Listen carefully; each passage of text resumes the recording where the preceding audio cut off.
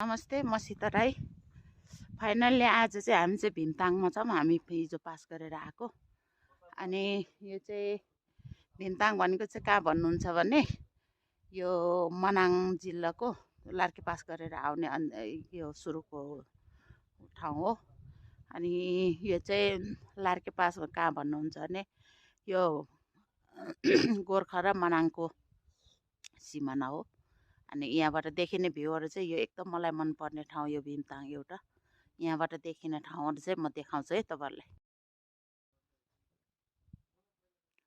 यो सबै भीमताङबाट देखिने भ्यूहरू हो। यति राम्रो ठाउँ छ। यहाँबाट 360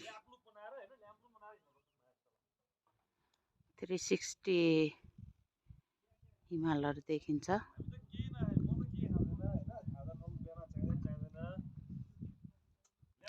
हिजो हामीलाई पनि बेसरी हावाले हानी, आज नि हावा चाहिँ हिमालमा राम्रै देखिन्छ। आज पास गर्नेहरूलाई पनि गाह्रो छ।